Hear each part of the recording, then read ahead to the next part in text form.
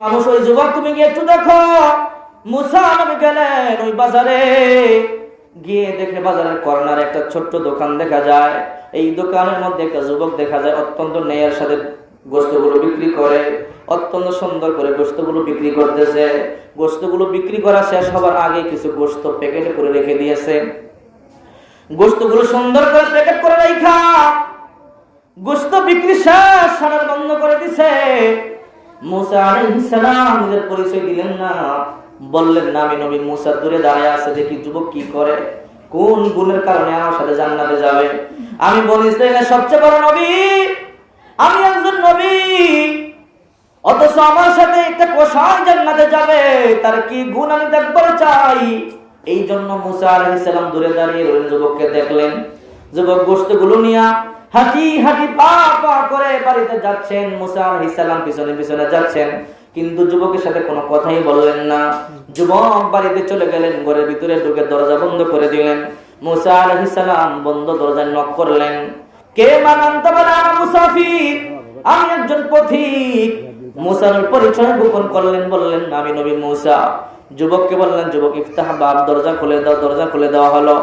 মুসা নবী বলে, যুবক আমি একজন মুসাফির, আমি তোমার বাড়িতে একটু থাকতে চাই, একটু জায়গা হবে কি বলো? ওই যুবক তো আল্লাহ বলা বললো, হ্যাঁ ঘরের মধ্যে আসেন। ওই যুবক মুসা নবীকে একটা ঘরের মধ্যে বসায়া বলতেছে, ও আল্লাহ একজন বান্দা, আমি আপনাকে চিনি না, আপনি এই রুমের মধ্যে বসে থাকেন। মুসা নবীকে যুবক বসায়া দিয়ে যুবক ওই ঘরে গেলেন। মুসা আলাইহিস সালাম ফলো করলেন, দেখি তো যুবকের কাজটা কি। যুবক ওই ঘরে গেলেন, গিয়ে দেখে ওই যে যুবক কার থেকে মাসা থেকে একটা বয়োবৃদ্ধা মহিলাকে নামালেন। অত্যন্ত বয়োবৃদ্ধা মহিলা, কাজে করে নামায়া ওই মহিলাটাকে সুন্দর করে গোসল দিলেন, টাওয়েল দিয়ে মুছে দিলেন, সুন্দর করে তৈরি মানুষ করলেন।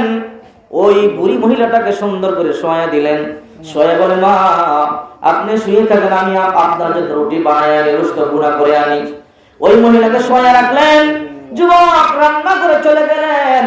রান্না করে গিয়ে নিজের হাতে রুটি বানালেন, নিজের হাতে গোশতগুলো বুনা করলেন। বুনা করিয়া কিছুক্ষণ পরে আবার বুড়ি মহিলার কাছে আসলেন। এসে বলে, মা আপনি উঠুন। বুড়ি মহিলাটাকে উঠালেন। উঠানোর পরে পয়গম্বর দেখতেছেন ওই যুবক নিজের হাত দিয়ে গোশতগুলো রুটিগুলো বুড়ি মহিলার মুখের মধ্যে তুলে দেয়। অনেকক্ষণ খাওয়ালেন। খাওয়ানোর পর ওই বুড়ি মহিলা আকাশের দিকে তাকায় হাত তুলে বলে, আল্লাহ আল্লাহুম্মা জাল ইবনি জালিসা মুসা ফিল জান্নাহ। আয় আল্লাহ, জামানার নবী মুসাকে তো আমি দেখি নাই, জামানার নবী মুসা বড় নবী, শুনেছি এই জামানার সবচেয়ে বড় নবী হইলেন জামানার নবী মুসা। ওগো মালিক, কিন্তু মুসা নবীকে তো আমি দেখতে পাইলাম না। ওগো আল্লাহ, আমি আমার সন্তানের উপর এত খুশি। ওগো আমার মালিক, দুনিয়াতে আমার কেউ নাই, আমার সন্তান আমার বড় ভালোবাসে গো মালিক। আমার পায়খানার কাপড়গুলো ধুইয়া দেয়, আমার বর্ষার কাপড়গুলো ধুইয়া দেয়, নিজে রুটি বানায়া গোশত বুনা করে খাওয়ায়া দেয়। মালিক, আমি মা হয়ে তোমার কাছে একটা দরখাস্ত করি। ওগো মালিক, তুমি আমার সন্তানটাকে জামানার নবী মুসার সাথে জান্নাত দিয়ে দিও। মা দোয়া করলেন। মুসা নবী তো আওয়াজ শুনতে পেলেন না দূরে, কিন্তু দেখে বুড়ি মহিলা বিড়বিড় করে কি যেন বলে। এই যুবক মাকে শোয়ালেন। শোয়াইয়া কিছু গোশত আর কিছু রুটি নিয়ে আবার এই পাশে আসলেন। মুসা নবীকে বলতেছে, ভাই আপনি কে? আপনারা চিনি না, আপনি গোশত খান, রুটি দিয়ে খান, কিছুক্ষণ পরে আপনি আপনার কাছে যাবেন, আমি আমার কাছে যাব, ভাই তাড়াতাড়ি আপনি খান। মুসা নবী বলে, ভাই তোমার গোশত আমি খাবো না, রুটিও আমি খাবো না। বলে, কেন খাবো না? বলে, তুমি আমার একটা প্রশ্নের জবাব যতক্ষণ না দিবা ততক্ষণ পর্যন্ত আমি তোমার গোশত খাবো না। বলে, কি আপনার প্রশ্ন? বলে, এই বুড়ি মহিলা কে? বলে, এটা আমার মা। বলে, তাই নাকি? বলে, হ্যাঁ। তোমার সন্তান কই, বিবি কই? বলে, সন্তান নাই। বলে, আমার বিবি নাই, আমার সন্তান কোত্থেকে হবে? বলে, কেন? বলে, আমার মা বড় অসুস্থ, দুনিয়াতে আমার মা ছাড়া আমার আর কেউ নাই, আমিও মায়ের আম্মা, আমি ছাড়া মায়ের কেউ নাই। ও ভাই, এটা আমার মা। বলে, ভাই বলে, তুমি কেন বিয়ে করো নাই? বলে, বিয়ে করে ঘরের মধ্যে পরের মেয়ে আনবো। আমার মা পায়খানা করে দেয় বিছানার মধ্যে, আমার মা বিছানায় প্রস্রাব করে দেয়, আমি একটা কষাই সারাদিন আমি দোকানে চলে যাই, আমার মায়ের একদিন পয়সাবের কাপড় ধুইবে, আমার বিবি 2 দিন 3 দিন ধুইবে, কিন্তু চতুর্থ দিন আমার বিবি আমার মায়ের কষ্ট দিবে। কিন্তু ওই দিনটা তো আমার মা হয়তো বয়া আমার কাছে বলবে না, আমার মা হয়তো বয়া কিছু বলবে না, এই জন্য আমি বিয়ে পর্যন্ত করি নাই। ওগো ভাই, তোমার চিনি না, আমি আমার মায়ের কাপড়গুলো আমি নিজে ধুইয়া দেই, আমি রুটি বানাই আমার মায়ের খাওয়াই। মুসা নবী বলে, ভাই রে, বুঝলাম দুনিয়ায় তোর মা ছাড়া কেউ নাই, কিন্তু একটা কথা জবাব আমার দিয়া যাবো না। কি কথা? বলে, দেখলাম তোমার মা আসমানের দিকে হাত তুলে কি যেন বললো, ওই কথাটার কথা কি আমার বলো। তখন যুবক বলে, ভাই সব কিছু জানতে চাও, জানো কি আমার ব্যবহার করেছেন, আল্লাহ তাআলা আদেশ করেছেন, মানে ফায়সালা করে দিয়েছেন, সিদ্ধান্ত চূড়ান্ত, রব্বুকা তোমার রব সিদ্ধান্ত চূড়ান্ত ফায়সালা করেছেন, আল্লাহ তা'বুদু ইল্লা ইয়া, আল্লাহ ছাড়া কারো গোলাম করা যাবে না। ঠিক কি না বলুন? আল্লাহ ছাড়া কারো গোলাম করা যাবে না। গোলামি কার হবে? আল্লাহ। যে আল্লাহ একটু আগে বললাম এত মায়া করে আপনাকে আমাকে বানালো, ওই আল্লাহর গোলামি ছাড়া আর কারো গোলামি করা যাবে না। একমাত্র গোলামি কার হবে? আল্লাহ। হায়াতের মালিক কে? আল্লাহ। মওতের মালিক আল্লাহ। রিজিকের মালিক আল্লাহ। সন্তান দেওয়ার মালিক আল্লাহ। এইবার বলেন, মাজারে গিয়ে ছাগল দিলে কি সন্তান পাওয়া যায়? না। মাজারে গরু দিলে 9 নাম্বার টেগুলার নাই মনে হয়, আসেনি? আল্লাহ হেদায়েত দান করুন আমাদের সবাইকে, বলে আমিন। সবকিছুর মালিক কে? আল্লাহ। মাজারে গিয়ে কেউ সন্তান চায়, কোন পীরের কাছে গিয়ে যদি টাকা চায়, বিদেশে ভিসা চায়, সাথে সাথে ঈমান শেষ। ঠিক কিনা বলে? আল্লাহ তাআলা বলে সবকিছু আমি দেই, রিজিক আমি দেই। ঠিক কিনা বলে? সুখ শান্তি আমি দেই। আল্লাহ তাআলা বলে সবকিছুর মালিক আমি, আমার কাছে চাও। ওমা মিন দাব্বাতিন ফিল আরদি ইল্লা আলাল্লাহি রিজকুহা ওয়া ইয়ালামু মুস্তাকাররাহা ওয়া মুস্তাওদাহা। আল্লাহ তাআলা বলেন, আমি সমস্ত পৃথিবীর প্রাণীকে, জানদার প্রাণীকে আমি আসমান থেকে রিজিক দেই। সুবহানাল্লাহ। ইয়ালামু মুস্তাকাররাহা এর ব্যাখ্যা এসেছে, আমরা মায়ের গর্ভে যখন ছিলাম, বাবার শুক্র কি মায়ের ডিম্বাণু ছিলাম, তখন আল্লাহ রিজিক দিয়েছে। মরে যখন আমরা মুস্তাওদাহা, মরে মাটির সাথে মিশে যাব, তখন আল্লাহ আমাদের রিজিক দিবে। সুবহানাল্লাহ। সবকিছুর মালিক কে? আল্লাহ। বিশ্বাস হয়? রাসূল সাল্লাল্লাহু আলাইহি ওয়াসাল্লাম সাহাবীদেরকে দাওয়াত দেওয়ার জন্য ইয়েমেনে পাঠাইছে, বনি আশআরী গোত্রের লোকদেরকে দাওয়াত দেওয়ার জন্য। সাহাবীরা ইয়েমেনে গেলেন, বনি আশআরী গোত্রে দাওয়াত দেওয়া শুরু করলেন। অল্প দিনের মধ্যে বনি আশআরী গোত্রের 200-300 লোক মুসলমান হয়ে গেছে। তো ইহুদিদের মাথা খারাপ হয়ে গেছে, আরে দিন দিন মুসলমান তো বেড়ে যাচ্ছে, তখন অত্যাচার শুরু করে দিয়েছে। মুসলমান মেয়েদের জিলবাব মানে বোরকা টেনে খুলে ফেলে, পুরুষদেরকে অত্যাচার করে, দাড়িতে টান দেয়। তো সাহাবীরা বিপদে পড়ে গেলেন। সংখ্যায় মাত্র 200-300 চিঠি লেখেন মদিনায় নবীজির কাছে, ও নবী, আমরা ইয়ামেনে কালিমার দাওয়াত তো দিলাম, অল্প দিনে 200-300 লোক মুসলমান হয়ে গেল ঠিকই, কিন্তু অত্যাচার শুরু হয়ে গেছে, মেয়েদের উপর অত্যাচার, আমাদের উপর অত্যাচার। নবীজি উল্টো চিঠি লিখলেন, তোমরা মদিনায় চলে আসো। সাহাবীরা চলে গেলেন মদিনায়, বনি আশআরী গোত্রের নব মুসলিমদের নিয়ে মদিনায় চলে গেলেন। রাসূল সাল্লাল্লাহু আলাইহি ওয়াসাল্লাম বললেন, তোমরা 10 কিলোমিটার দূরে একটা জায়গা আছে, ওই জায়গা দেখায় দিলেন, বসবাস করো, ইমাম দিলাম, মুয়াজ্জিন দিলাম, দিন শিখাবে, ইলম শিখাবে, তোমরা বসবাস করো, তোমাদের কোনো সমস্যা হলে আমি নবীর কাছে আসবে। এই কথা বললেন, নব মুসলিম 200-300 লোক চলে গেল, তাবু গাড়লো, মদিনা থেকে 10 কিলোমিটার দূরে বসবাস শুরু করে দিল। কিছুদিন পর ইয়েমেন থেকে টাকা আসে, বাজার করে খায়, মদিনার বাজার থেকে বাজার করে করে খায়। কিছুদিন পর টাকা শেষ, বিপদ শুরু হয়ে গেল। তো সবাই চিন্তা করলো, হায় হায়, খাবার নাই, বাচ্চাগুলো কান্না করতেছে, বৃদ্ধা মহিলাগুলো, বৃদ্ধ পুরুষগুলো জমিনে পড়ে গেছে, খাবার তো নাই, কি করা যায় এখন? তখন চিন্তা করলো, নবীজির কাছে যাও, নবী তো বলছে বিপদে বলে আমার কাছে আসবা। তো আব্দুল্লাহ নামের একজন সাহাবীকে রসুলের কাছে পাঠাইছে। আব্দুল্লাহ রসুলের কাছে মদিনায় আসতে আসতে 10 কিলোমিটার আসতে আসতে সকাল হয়ে গেছে। এসে দেখে বিশ্ব নবীজি ইশরাকের নামাজ পড়তেছেন, আর বিশ্ব নবীজি কোরআন তেলাওয়াত করতেছেন, ওমা মিন দাব্বাতিন ফিল আরদি ইল্লা আলাল্লাহি রিজকুহা, যার অর্থ হলো আল্লাহ তাআলা পৃথিবীর জানদার প্রাণীকে আসমান থেকে রিজিক দেন। সুবহানাল্লাহ। রিজিকের মালিক কে? আল্লাহ। তো আব্দুল্লাহ চিন্তা করলো, আল্লাহ তাআলা আসমান থেকে যদি রিজিক দেয়, নবীর কাছে কেন চাইবো? এটা তো আল্লাহর কাছে চাইবো। ঠিক কি না বলেন? আব্দুল্লাহ নবীর সাথে দেখাই করলেন না। সে ইয়ামেনের মানুষ, আরবি ভাষা বুঝে, কোরআন তরজমা বুঝে, সে নবীজির সাথে দেখা না করে তাবুতে চলে গেল। তাবুতে গিয়ে আব্দুল্লাহ বলেন, আবশিরু ওয়াতাকুমুল গাউসু, তাবুবাসী তোমরা সুসংবাদ গ্রহণ করো, খাবার আসতেছে। তাবুতে গিয়ে সুসংবাদ দিয়ে দিলেন। তাবুবাসী খাবারের অপেক্ষায় আছেন। সকাল 10টা বাজে কিন্তু খাবার নাই, দুপুর 2টা বাজে খাবার নাই।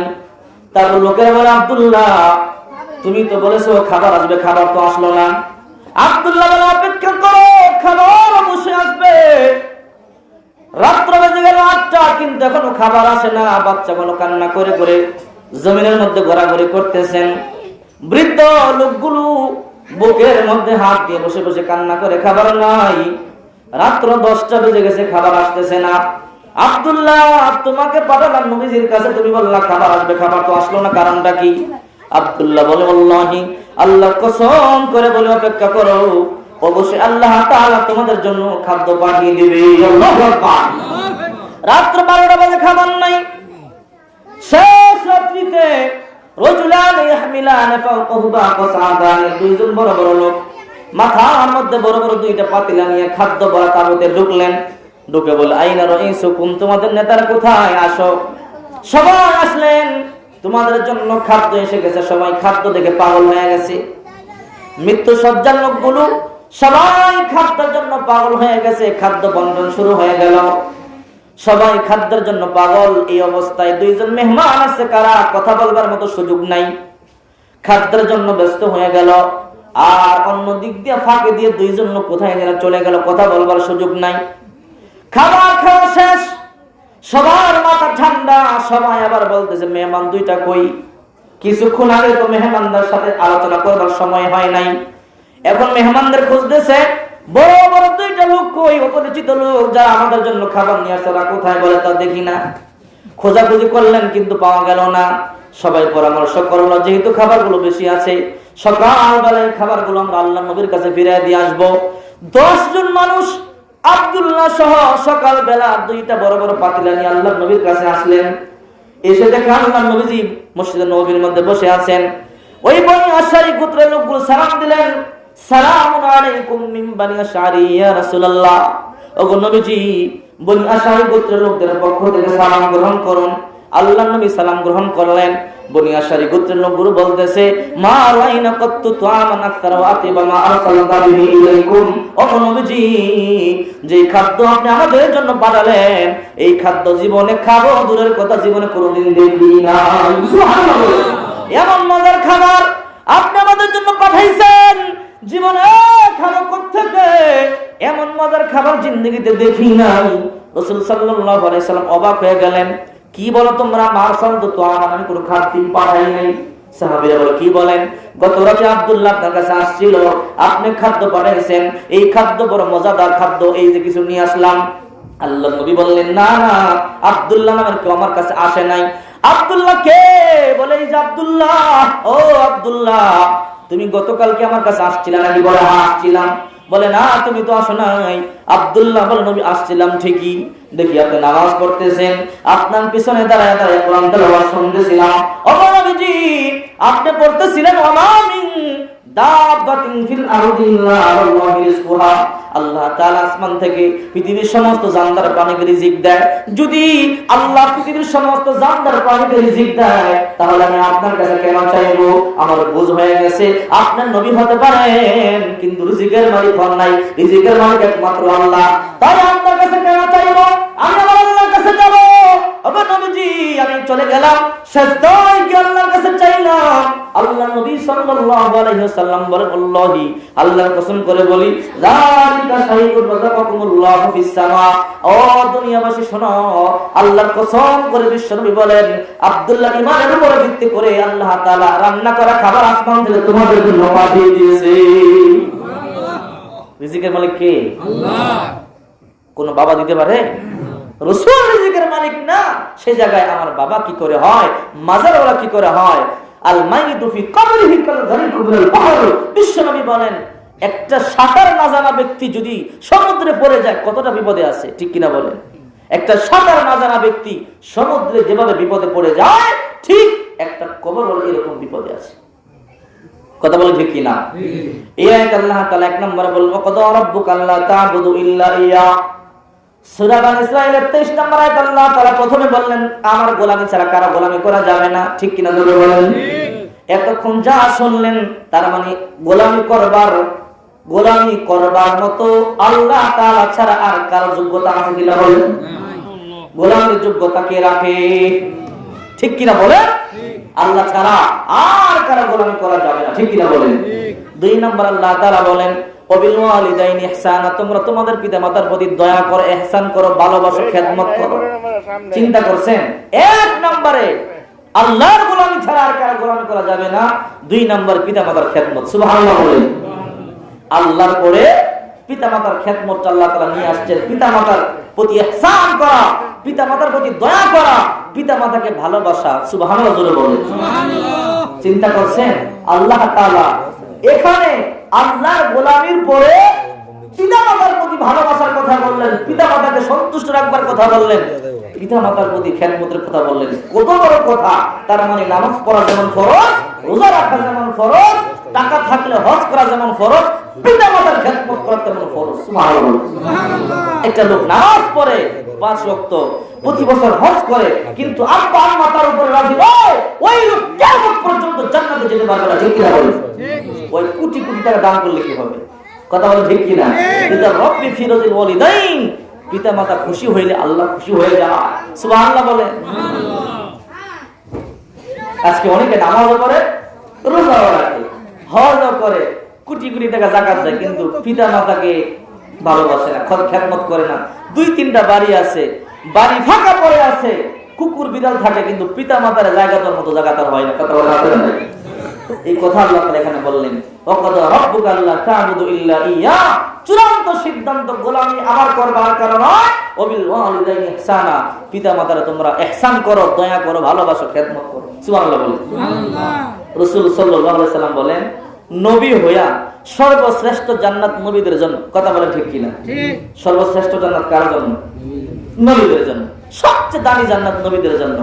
এই জান্নাতটা শুধু নবীরা পাবে, কিন্তু একদল নবীদের জান্নাত পেয়ে যাবে কারা? যারা পিতা মাতারে সন্তুষ্ট করছে, পিতা মাতার দোয়ায় নবীরা যে জান্নাত পাবে সেই জান্নাতে যাওয়ার সুযোগ পাবে। সুবহানাল্লাহ। রাসূল সাল্লাল্লাহু আলাইহি সাল্লাম সাহাবীদেরকে বললেন কি? একবার মুসা নবী প্রশ্ন করে, মাইয়া কুনা জালিসু ইয়াউমাল কিয়ামাতি ফিল জান্নাহ, আয় আল্লাহ জান্নাতে আমার বন্ধু হবে কি? মুসা নবী আল্লাহর সাথে কথা বলতো ডাইরেক্ট। আল্লাহ তাআলা বলে জালিসুকা ফিল জান্নাতি জাযা, জান্নাতে তোমার বন্ধু হবে একটা কসাই। কে? কন্ত দেহি একটা নবীর সাথে একটা কসাই জান্নাতে যাবে। অবাক কাণ্ড না? আর একটা মুফতি, মুহাদ্দিস, হাজী, গাজী, বিশাল বড় পীর মাশায়েখ না, সে একজন কসাই। সুবহানাল্লাহ বলেন। মুসা আলাইহিস সালাম বলে তাই নাকি? বলে হ্যাঁ। বলে এটা কেমন কথা? এমন একজন সাধারণ মানুষ আমার সাথে জান্নাতে যাবে? বলে হ্যাঁ, এটাই চূড়ান্ত সিদ্ধান্ত। মুসা আলাইহিস সালাম বলেন আল্লাহ তাহলে জানবার চাই সেই যুবকটাকে। বলে জানবার চাও? বলে হ্যাঁ আমি জানবার চাই সেই যুবকটাকে। বলে জানবার যদি চাও তাহলে অমুক বাজারে যাও। অমুক বাজারে গিয়ে দেখো, বাজারে এক কর্নারে ছোট্ট একটা দোকান আছে, গোশতের দোকান, গোশত বিক্রি করে। অত্যন্ত ন্যায় ইনসাফের সাথে গোশত বিক্রি করে দেখবা। ও মুসা, ওই যুবকটাকে তুমি ফলো করবা, ওই যুবকটাই তোমার সাথে জান্নাতে যাবে। কত দামি মানুষ ওই যুবক, তুমি গিয়ে একটু দেখো। মুসা নবী গেলেন ওই বাজারে, গিয়ে দেখে বাজারের কর্নারে একটা ছোট্ট দোকান দেখা যায়। এই দোকানের মধ্যে একটা যুবক দেখা যায়, অত্যন্ত ন্যায়ের সাথে গোশতগুলো বিক্রি করে, অত্যন্ত সুন্দর করে গোশতগুলো বিক্রি করতেছে। গোশতগুলো বিক্রি করা শেষ হবার আগে কিছু গোশত প্যাকেটে করে রেখে দিয়েছে। গোশতগুলো সুন্দর করে প্যাকেট করে রাখা, গোশত বিক্রি শেষ, সারা বন্ধ করে দিছে। মুসা আলাইহিস সালাম নিজের পরিচয় দিলেন না, বললেন না আমি নবী মুসা। দূরে দাঁড়ায় আছে, দেখি যুবক কি করে, কোন গুণের কারণে আমার সাথে জান্নাতে যাবে। আমি বনি ইসরাইলের সবচেয়ে বড় নবী, আমি একজন নবী, অথচ আমার সাথে একটা কসাই জান্নাতে যাবে, তার কি গুণ আমি দেখবার চাই। এই জন্য মুসা আলাইহিস সালাম দূরে দাঁড়িয়ে ওই যুবককে দেখলেন। যুবক গোশতগুলো নিয়ে হাঁটি হাঁটি পা পা করে বাড়িতে যাচ্ছেন। মুসা আলাইহিস সালাম পিছনে পিছনে যাচ্ছেন, কিন্তু যুবকের সাথে কোনো কথাই বললেন না। যুবক বাড়িতে চলে গেলেন, ঘরের ভিতরে ঢুকে দরজা বন্ধ করে দিলেন। মুসা আলাইহিস সালাম বন্ধ দরজায় নক করলেন, কে মানান্তা? বলে আমি মুসাফির, আমি একজন পথিক। মুসার পরিচয় গোপন করলেন, বললেন আমি নবী মুসা। যুবককে বললেন, যুবক ইফতাহ বাব, দরজা খুলে দাও। দরজা খুলে দেওয়া হলো। মুসা নবী বলে, যুবক আমি একজন মুসাফির, আমি তোমার বাড়িতে একটু থাকতে চাই, একটু জায়গা হবে কি বলো? ওই যুবক তো আল্লাহ বলা বললো, হ্যাঁ ঘরের মধ্যে আসেন। ওই যুবক মুসা নবীকে একটা ঘরের মধ্যে বসায়া বলতেছে, ও আল্লাহ একজন বান্দা, আমি আপনাকে চিনি না, আপনি এই রুমের মধ্যে বসে থাকেন। মুসা নবীকে যুবক বসায় দিয়ে যুবক ওই ঘরে গেলেন। মুসা আলাইহিস সালাম ফলো করলেন, দেখি তো যুবকের কাজটা কি। যুবক ওই ঘরে গেলেন, গিয়ে দেখে ওই যে যুবক কার থেকে মাসা থেকে একটা বয়োবৃদ্ধা মহিলাকে নামালেন, অত্যন্ত বয়োবৃদ্ধা মহিলা। কাজে করে নামায়া ওই মহিলাটাকে সুন্দর করে গোসল দিলেন, টাওয়েল দিয়ে মুছে দিলেন, সুন্দর করে তৈল মালিশ করলেন। ওই বুড়ি মহিলাটাকে সুন্দর করে শোয়া দিলেন। শোয়া বলে, মা আপনি শুয়ে থাকেন, আমি আপনার জন্য রুটি বানাই আনি, রোস্ট গুঁড়া করে আনি। ওই মহিলাকে শোয়া রাখলেন। যুবক রান্না করে চলে গেলেন। রান্না করে গিয়ে নিজের হাতে রুটি বানালেন, নিজের হাতে গোশতগুলো বুনা করলেন। বুনা করিয়া কিছুক্ষণ পরে আবার বুড়ি মহিলার কাছে আসলেন। এসে বলে, মা আপনি উঠুন। বুড়ি মহিলাটাকে উঠালেন। উঠানোর পরে পয়গম্বর দেখতেছেন ওই যুবক নিজের হাত দিয়ে গোশতগুলো রুটিগুলো বুড়ি মহিলার মুখের মধ্যে তুলে দেয়। অনেকক্ষণ খাওয়ালেন। খাওয়ানোর পর ওই বুড়ি মহিলা আকাশের দিকে তাকায় হাত তুলে বলে, আল্লাহ আল্লাহুম্মা জাল ইবনি জালিসা মুসা ফিল জান্নাহ। আয় আল্লাহ, জামানার নবী মুসাকে তো আমি দেখি নাই, জামানার নবী মুসা বড় নবী, শুনেছি এই জামানার সবচেয়ে বড় নবী হইলেন জামানার নবী মুসা। ওগো মালিক, কিন্তু মুসা নবীকে তো আমি দেখতে পাইলাম না। ওগো আল্লাহ, আমি আমার সন্তানের উপর এত খুশি। ওগো আমার মালিক, দুনিয়াতে আমার কেউ নাই, আমার সন্তান আমার বড় ভালোবাসে গো মালিক। আমার পায়খানার কাপড়গুলো ধুইয়া দেয়, আমার বর্ষার কাপড়গুলো ধুইয়া দেয়, নিজে রুটি বানায়া গোশত বুনা করে খাওয়ায়া দেয়। মালিক, আমি মা হয়ে তোমার কাছে একটা দরখাস্ত করি। ওগো মালিক, তুমি আমার সন্তানটাকে জামানার নবী মুসার সাথে জান্নাত দিয়ে দিও। মা দোয়া করলেন। মুসা নবী তো আওয়াজ শুনতে পেলেন না দূরে, কিন্তু দেখে বুড়ি মহিলা বিড়বিড় করে কি যেন বলে। এই যুবক মাকে শোয়ালেন। শোয়াইয়া কিছু গোশত আর কিছু রুটি নিয়ে আবার এই পাশে আসলেন। মুসা নবীকে বলতেছে, ভাই আপনি কে? আপনারা চিনি না, আপনি গোশত খান, রুটি দিয়া খান, কিছুক্ষণ পরে আপনি আপনার কাছে যাবেন, আমি আমার কাছে যাব, ভাই তাড়াতাড়ি আপনি খান। মুসা নবী বলে, ভাই তোমার গোশত আমি খাবো না, রুটিও আমি খাবো না। বলে, কেন খাবো না? বলে, তুমি আমার একটা প্রশ্নের জবাব যতক্ষণ না দিবা ততক্ষণ পর্যন্ত আমি তোমার গোশত খাবো না। বলে, কি আপনার প্রশ্ন? বলে, এই বুড়ি মহিলা কে? বলে, এটা আমার মা। বলে, তাই নাকি? বলে, হ্যাঁ। তোমার সন্তান কই, বিবি কই? বলে, সন্তান নাই। বলে, আমার বিবি নাই, আমার সন্তান কোত্থেকে হবে? বলে, কেন? বলে, আমার মা বড় অসুস্থ, দুনিয়াতে আমার মা ছাড়া আমার আর কেউ নাই, আমিও মায়ের আম্মা, আমি ছাড়া মায়ের কেউ নাই। ও ভাই, এটা আমার মা। বলে, ভাই, বলে তুমি কেন বিয়ে করো নাই? বলে, বিয়ে করে ঘরের মধ্যে পরের মেয়ে আনবো। আমার মা পায়খানা করে দেয় বিছানার মধ্যে, আমার মা বিছানায় প্রস্রাব করে দেয়, আমি একটা কষাই, সারাদিন আমি দোকানে চলে যাই। আমার মায়ের একদিন প্রস্রাবের কাপড় ধুইবে, আমার বিবি 2 দিন 3 দিন ধুইবে, কিন্তু চতুর্থ দিন আমার বিবি আমার মায়ের কষ্ট দিবে। কিন্তু ওই দিনকার তো আমার মা হয়তো বয়া আমার কাছে বলবে না, আমার মা হয়তো বয়া কিছু বলবে না, এই জন্য আমি বিয়ে পর্যন্ত করি নাই। ওগো ভাই, তোমার চিনি না, আমি আমার মায়ের কাপড়গুলো আমি নিজে ধুইয়া দেই, আমি রুটি বানাই আমার মায়ের খাওয়াই। মুসা নবী বলে, ভাই রে, বুঝলাম দুনিয়ায় তোর মা ছাড়া কেউ নাই, কিন্তু একটা কথার জবাব আমার দিয়া দাও। বলে, কি কথা? বলে, দেখলাম তোমার মা আসমানের দিকে হাত তুলে কি যেন বললো, ওই কথাটার কথা কি আমার বলো। তখন যুবক বলে, ভাই সব কিছু জানতে চাও জানো, কিন্তু এই কথাটা জিজ্ঞাসা করবে না। বলে, কেন? বলে, একটা গোপন দোয়া আমার মা প্রতিদিন আবেগের কারণে বলে, আমি জানি ভাই এই দোয়াটা কবুল হবে না, এই দোয়া কোনো কাজে আসবে না। ও ভাই, এই কথা তুমি জিজ্ঞাসা করো না। মুসা নবী বলে, ভাই আল্লাহর কসম করে বলি, যতক্ষণ পর্যন্ত এই কথার জবাব না দিবা ততক্ষণ পর্যন্ত তোমার গোশত আর রুটি আমি খাবো না। ওই যুবক বলে, ভাই আপনারা জিজ্ঞাসা করবেন না। বলে, না, কি কথা বলো? যুবক বলে, ভাই আমার মা দোয়া করে, আল্লাহুম্মা জাল ইবনি জালিসা মুসা ফিল জান্নাহ। আয় আল্লাহ, আমার সন্তানের উপর আমি বড় খুশি, আমার সন্তান আমার উপরে বড় খুশি, আমার জন্য সন্তান বিবাহ পর্যন্ত করলো না, আমার জন্য সংসার করলো না, আমি আমার সন্তানের উপরে বড় খুশি। আমার সন্তানকে জামানার নবী মুসার সাথে জান্নাত দিবেন।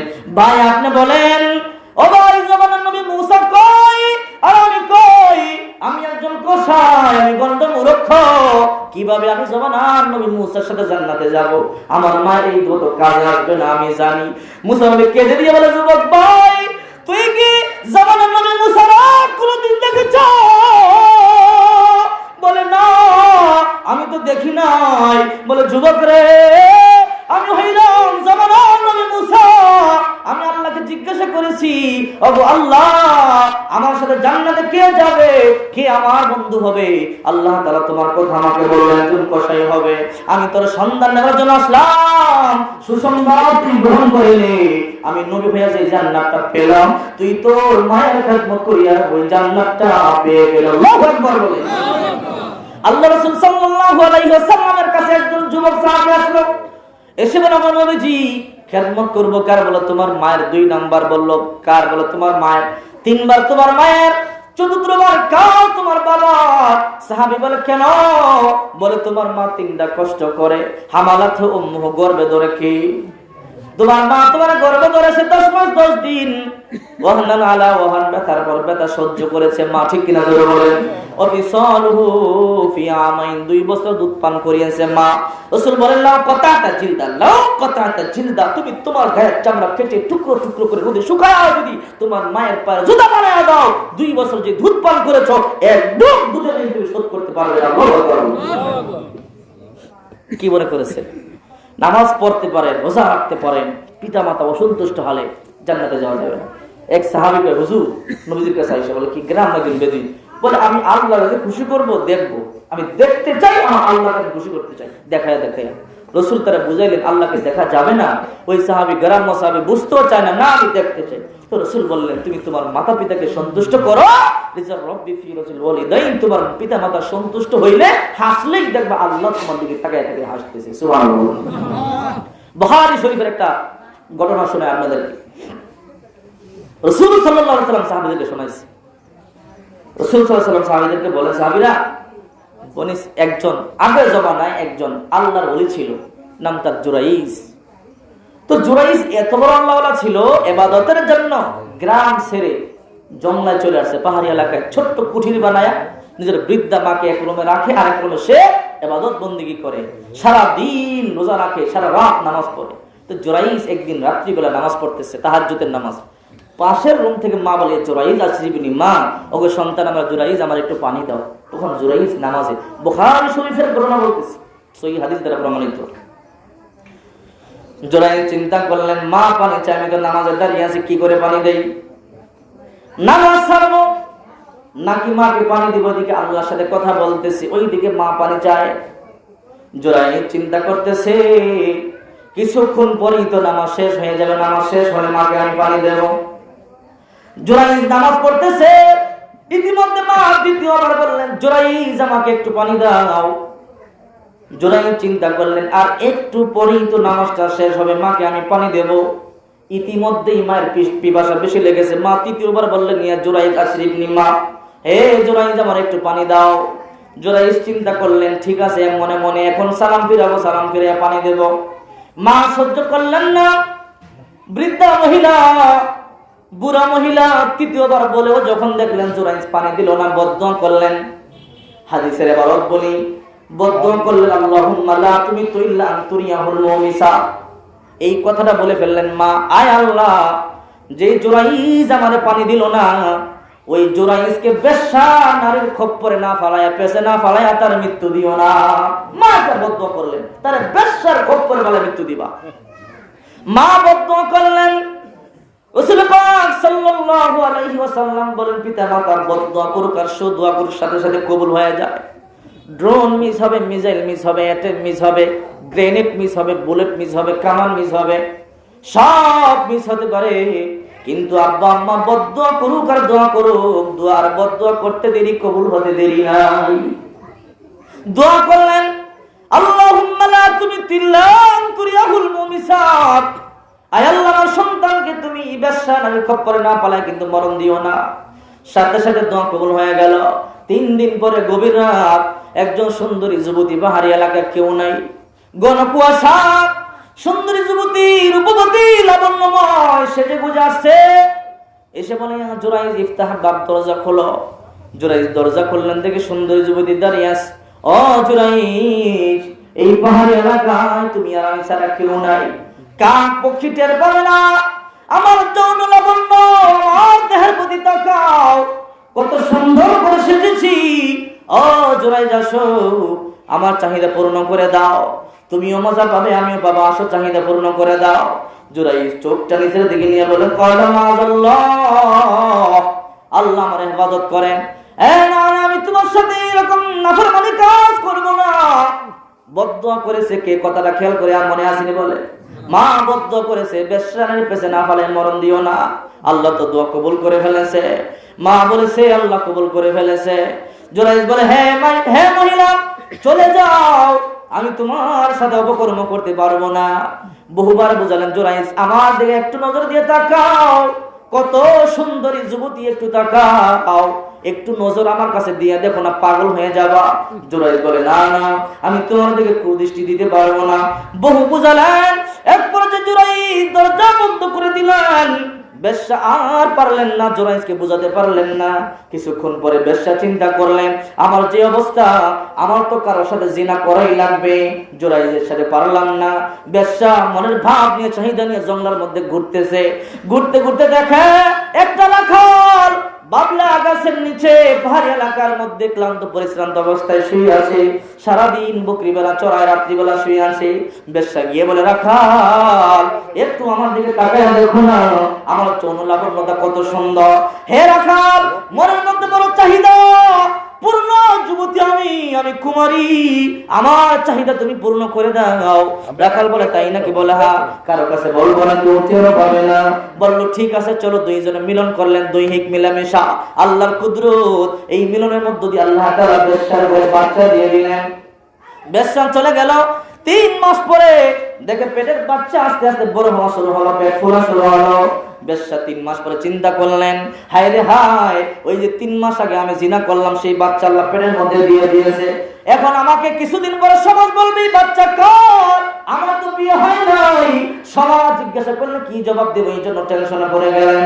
বেশ্যা আবার রাখালের কাছে গেলেন, রাখাল 3 মাস পূর্বে তোমার সাথে জিনা করেছিলাম, বলে তোমার বাচ্চা আমার গর্ভে চলে এসেছে, আস্তে আস্তে পেট আমার বড় হওয়া শুরু হয়ে গেছে। রাখাল তাড়াতাড়ি তুমি আমার বিয়ে করো, স্বীকৃতি দাও, না হলে সমাজ কিন্তু আমার বের করে দেবে। রাখাল বলেন, না সাবধান সাবধান, আমার কথা কিন্তু বলবি না, আমার কথা বললে কিন্তু তোর জবাই দিয়ে দেব। ধমকি দিলেন। বেশ্যা চলে আসলো। 6 মাস পর পেট যখন বড়, এবার এলাকাবাসী জেনে ফেলেছে, সত্যি করে বলি বাচ্চার বাবাকে। তখন বেশ্যা দৌড়ে গেলে, রাখাল আমার এলাকা জেনে ফেলেছে, এখন আমারে মেরে ফেলবে, না হয় এলাকা থেকে বের করে দেবে। সত্যি করে তুমি বলে নাও, তুমি আমার মেনে নাও, না হলে কিন্তু আমার বিপদের কিন্তু সুযোগ, আমার কিন্তু বিপদ আর বিপদ, বাঁচবার কিন্তু সুযোগ নাই, আর নয়তো আমি তোমার নাম কিন্তু বলে দেব।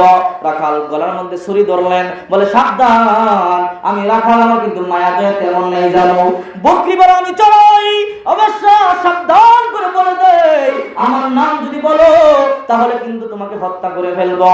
রাখাল বলল, আমার নাম বলবি না। বেশ্যা বলে, তাহলে কার নাম বলবো? বলে, তুই আমার আগে কারো কাছে গিয়েছিস কিনা বল। বলে, ওই যে ওই পাহাড়ে একটা হুজুর থাকে, আল্লাহর ওলি থাকে, জুরাইজ তার নাম, তার কাছে গিয়েছিলাম, কিন্তু জুরাইজ আমার দিকে ভালো করে তাকায়ও নাই। এবার রাখাল বলে, তার নামটাই বলে দে, সে একজন নতুন, একজন নরম মানুষ, একজন হুজুর মানুষ, তার কথা বলে দে। বেশ্যা বলে, ঠিক আছে তুমি আমার সাথে থাকবে। বলে, হ্যাঁ টেনশন নাই, আমি আছি। এলাকায় গেল, এলাকাবাসী জিজ্ঞাসা করে বলে, সত্যি করে বল, কার সাথে জিনা করেছো, কার বাচ্চা? বলে, ওই যে আমাদের মহল্লার হুজুর পাহাড়ে থাকে, জুরাইজ, সে আমাকে নষ্ট করেছে। এলাকাবাসীর মাথা গরম, বুখারী শরীফের ঘটনা বলতেছি, রাসূলের হাদিস বলতেছি, এলাকাবাসীর মাথা গরম। এলাকাবাসী দৌড়ে গিয়ে বলে, হুজুর, সাপ কলা দিয়ে কিন্তু আমরা সাপ পুষেছি, আমরা কিন্তু দুধ কলা দিয়ে সাপ পুষেছি, আপনারা হুজুর মনে করলাম, কিন্তু আমাদের এলাকার মেয়েকে আমরা নষ্ট করলেন, কারণটাকে? জুরাইজ বলে, কি হয়েছে আমি জানি না। বলে, আমাদের মেয়েরে তুমি জিনা করে বাচ্চা দিয়েছো। বলে, জানি না। হাত পা বেঁধে জুরাইজকে গ্রামের মধ্যে নিয়ে আসলেন। জুরাইজকে বলতেছে, তোমাকে হত্যা করব। জুরাইজ বলতেছে, না আমি কিন্তু এই কাজ করি না, কেউ শুনতে চায় না। বেশ্যা বলে, হ্যাঁ এই জুরাইজ আমাকে নষ্ট করেছে, বাচ্চাও চলে এসেছে, বলেন না আমি করি নাই, কিন্তু কে শোনে কার কথা? এবার সবাই বলতেছে জুরাইজ তোমার কোনো সাক্ষী আছে? বলে আমার কোনো সাক্ষী নাই। বলে ঠিক আছে মৃত্যুর জন্য প্রস্তুতি নাও। হাত পা বাঁধলেন, মেরে ফেলবে। বলতেছে মৃত্যুর আগে তোমার কোনো আশা আছে কিনা বলো, তোমার চাহিদা আছে কিনা বলো। বলতেছে আমার তোমাদের কাছে চাওয়া নাই, যদি একটু সুযোগ দিতে চাও তাহলে 2 রাকাত নামাজ পড়বার মতো সুযোগ আমার দিয়ে দাও। এই কথা যখন বললেন হাত পার বাঁধন খুলে বলল নামাজ পড়ো।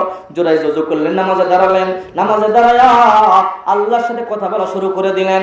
আল্লাহর সাথে কথা বলে বলে মালিক আমি তো জানি কোন কারণে বিপদের মধ্যে ফলাইছো। আমার মা বলেছে আল্লাহুম্মা লা তুমি তুল্লান তুরিয়াহুল মুমিসা, আয় আল্লাহ এই জুরাইজকে বেশানের খপ্পরে না ফেলে মরণ দিও না। আল্লাহ আমি জেনে ফেলেছি এটা আমার মায়ের বদদুয়া। মালিক ওয়াদা দিলাম জীবনে আর কোনোদিন এই রকম আর বেয়াদবি করব না, মায়ের আর কষ্ট দিব না। আমি তো বুঝি নাই, আমি তো তোমার সাথেই কথা বলতেছিলাম, আমি তো নামাজের মধ্যে দাঁড়াইছিলাম, এই জন্য মায়ের আমি পানি দিতে পারি নাই। ও আল্লাহ তোমারে ভালোবাসি তো এই কাজটা করেছিলাম, আমি বুঝতে পারি না এই শাস্তি দিব। তাহলে নামাজ চাইরা আমি আমার মায়ের আগে পানি দিতাম। রাসূল পাক বলে তোমার মা ডাকেছে, তোমার বাবা ডেকেছে, তুমি নামাজ পড়েছো, নামাজ ছেড়ে দাও। মা বাবার ডাক আগে শোনো, পরে নামাজ পড়ো। আল্লাহু আকবার বলে আল্লাহ তাহলে তো আগে আমি নামাজ ছাইরা দিতাম, মায়ের পানি দিতাম, আমি বুঝবার পারি না, আপনি আমার মাফ করে দেন। আর আপনি আমার একটা সুযোগ দেন, বেশ্যার যে বাচ্চা আছে ছোট বাচ্চা, এই বাচ্চার আমি জিজ্ঞাসা করবো হে বাচ্চা তোর বাবাকে বল। ওই বাচ্চার জবানটা আপনি খুইলা দিবেন। এই পৃথিবীতে 4 জন শিশু কথা বলেছিল, 4 জন দুধের শিশুর মধ্যে ওই বাচ্চা জুরাইজকে আল্লাহ তাআলা ইলহাম জানায় দিলেন। জুরাইজকে আল্লাহ তাআলা ইঙ্গিত করলেন যা যা কবুল হয়ে গেছে। আল্লাহর ওলি বুঝতে পারলেন, অন্তরের মধ্যে এই কথা জাগ্রত হলো। আমি জিজ্ঞাসা করে সালাম ফিরালেন। এরপরে বলল জুরাইজ তোমার মনে কোনো আশা থাকলে বলো। বলে আমার মনে এইরকম কোনো আশা নাই, তবে আমি একটা কথা বলতে চাই। বলে কি কথা? বলে এই যে বাচ্চা শিশু বাচ্চা তারে জিজ্ঞাসা করবো তার বাবাকে। বলে শিশু বাচ্চা কি করে বলবে, যেহেতু বেশ্যারও সাক্ষী নাই আমারও সাক্ষী নাই, সুতরাং 2 জন আমরা অপরাধী। এই বাচ্চাকে জিজ্ঞাসা করবো হে বাচ্চা তোর বাবাকে। এলাকার লোকেরা বলে তুমি কি পাগল হয়েছো? ছোট শিশু কি করে কথা বলবে? বলে না আমি জিজ্ঞাসা করতে চাই। বলল ঠিক আছে বলো। জুরাইজ বলতেছে হে শিশু তুই বল তোর বাবাকে। আল্লাহর কি কুদরত। ওই ছোট শিশু বলে ইয়া জুরাইজ আনতা লাস্তা আবি, ও জুরাইজ তুমি আমার বাবা না। আবি না কারো ইয়াল গনাম, ওই যে চোরা সিপার মধ্যে পালা গেছে, ওই যে বকরি রাখাল, এই বকরি রাখাল হইল আমার বাবা, এই বকরি রাখাল ওই যে সন্তান হইলাম আমি। আল্লাহু আকবার বলে। আল্লাহ তাআলা বলে হে দুনিয়াবাসী ও কদা রাব্বুকা আল্লা তা'বুদু ইল্লা ইয়াহ, একমাত্র গোলামি আমার, আর কারো গোলামি করা যাবে না। ওয়াবিল ওয়ালিদাইনি ইহসানা, 2 নাম্বার তোমরা তোমাদের পিতামাতাকে সন্তুষ্ট করো। আল্লাহর ইবাদত করা, নামাজ পড়া যেমন ফরজ, পিতামাতাকে সন্তুষ্ট করাও তেমন ফরজ। আল্লাহু আকবার বলে। বিশ্বনবী সাহাবী আলকামা রাদিয়াল্লাহু তাআলা আনহু এটা বলে শেষ করে দেব। আলকামা নামের একজন সাহাবী মূর্ছ অবস্থায় মারা যাবে, ইন্তেকাল করবে। আলকামা কালিমা পড়তে পারে না, আর উল্টা পাল্টা বলে। আল্লাহর নবীর সাহাবী, অথচ কালিমা নসিব হয় না। আলকামার বিবি আল্লাহর নবীর কাছে দৌড়ে আসলেন, নগর নবীজি বলে কি আপনার প্রিয় সাহাবী আলকামার কালিমা নসিব হচ্ছে না, উল্টা পাল্টা কথা বলে, মৃত্যুর সাকরাত শুরু হয়ে গেছে, সাকরাতের কষ্ট হচ্ছে, মৃত্যুর সাথে পাঞ্জা লড়তেছে, মনে হয় কিছুক্ষণ পরে প্রাণ পাখি উড়ে যাবে, কিন্তু আপনার সাহাবীর কালিমা তো নসিব হচ্ছে না। আল্লাহ রাসূল সাল্লাল্লাহু আলাইহি ওয়াসাল্লাম 2 জন সাহাবী পাঠালেন, হযরত আলী রাদিয়াল্লাহু তাআলা আনহু এবং হযরতে বেলাল রাদিয়াল্লাহু তাআলা আনহুকে পাঠালেন, যাও গিয়ে আলকামার কালিমার তালকিন দাও। হযরত আলী, হযরত বেলাল রাদিয়াল্লাহু তাআলা আনহুমা 2 জন 2 পাশে বসলেন। হযরত আলকামা রাদিয়াল্লাহু তাআলা আনহু কালিমা পড়ান, কিন্তু আলকামা কালিমা